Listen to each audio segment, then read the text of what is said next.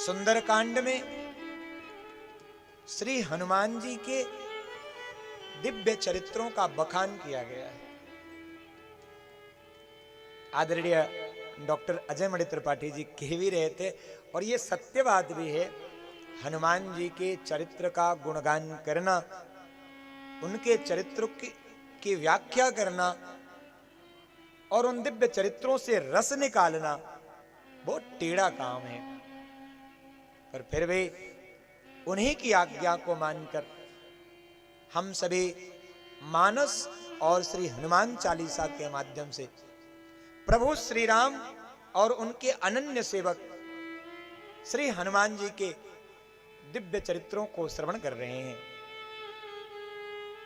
क्योंकि राम जी की कथा हो, कृष्ण जी की कथा हो, भागवत जी की कथा हो, देवी भागवत की कथा हो, तो उसमें एक क्रम से समस्त पुराणों में प्रसंग रहता है और उन प्रसंगों के माध्यम से आपको अलग अलग रसना घोल के पिलाया जा सकता है। लेकिन हनुमान जी का चरित्र खोजने के लिए 18 पुराणों की यात्रा करनी पड़ेगी, रामचरितमानस में डुबकी लगानी पड़ेगी, हनुमान चालीसा की चौपाइयों को सिद्ध करना पड़ेगा। और अगर विशिष्ट बात कहूं तो उस पर बैठकर जैसे दही को मथ के मक्खन निकालना पड़ता है, ऐसे ही हनुमान चालीसा की चौपाइयों को मथ कर जब वहां में से मक्खन निकालेंगे तब आपको यह स्वाद प्राप्त होगा। महाराज 7 कांडों में बना हुआ यह संपूर्ण रामचरित्र सुंदर कांड के रूप में क्यों प्रकट होता है? क्योंकि यहां एक भक्त और एक भगवान के बीच के संबंध को प्रकट किया जा रहा है। कहने को तो हम सब भक्त हो सकते हैं, इसमें संशय नहीं है, पर क्या हम प्रभु के दरबारी बनने की योग्यता रखते हैं? क्या प्रभु के सेवक बनने की योग्यता रखते हैं? क्या हम प्रभु के दूत बनने की योग्यता रखते हैं?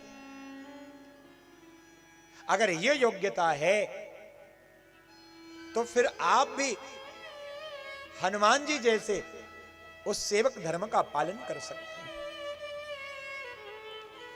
क्योंकि जब भी सेवक और स्वामी की चर्चा होती है तब तब श्री हनुमान जी महाराज की चर्चा जरूर होती है।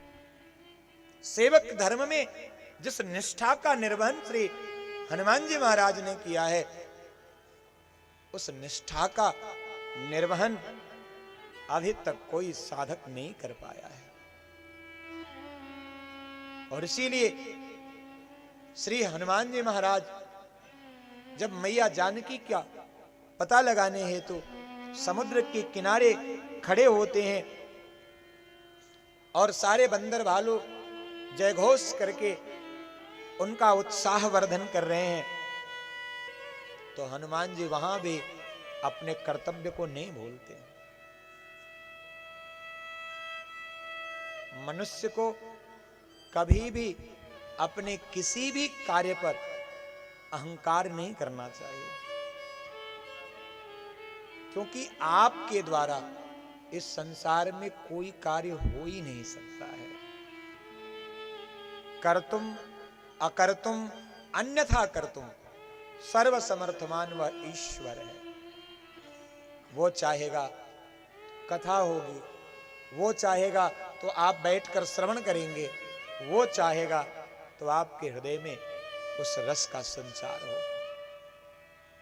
सब कुछ उनके हाथ में है। लेकिन ये विश्वास आपके हृदय में अगर जागृत हो तब तो। हम तो इतने चालाक हैं महाराज, घर को किसने बनवाया? बोले हमने बनवाया। ये गाड़ी किसने खरीदा? बोले हमने खरीदा। ये कथा किसने करवाया? हमने करवाया।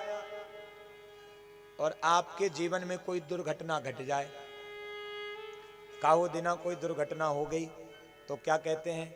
हे भगवान आपने ये क्या किया? जय हो महाराज, ऐसा स्वार्थी तो दुनिया में नहीं देखा। जब तक बन रहा था हमने किया और बिगड़ गया तो भगवान ने किया। अरे बना हुआ अगर आपका है तो फिर बिगड़ा हुआ भी तो आप ही का होना चाहिए। और अगर बिगड़ा हुआ भगवान का है तो फिर बना हुआ भी तो भगवान का ही होना चाहिए। यही समझना है आपको। सुख भी अगर आपके जीवन में आता है, थोड़ा सा बढ़ाओ सोनो, है कि चला गया? अच्छा ये भी चला गया, विदा करने गया होगा। प्रेम से बोलो जय सिया राम। सुख भी अगर जीवन में आता है तो उसे भी स्वीकार करो कि प्रभु ने दिया है, और दुख भी आता है तो उसे भी स्वीकार करो ये प्रभु ने ही दिया है।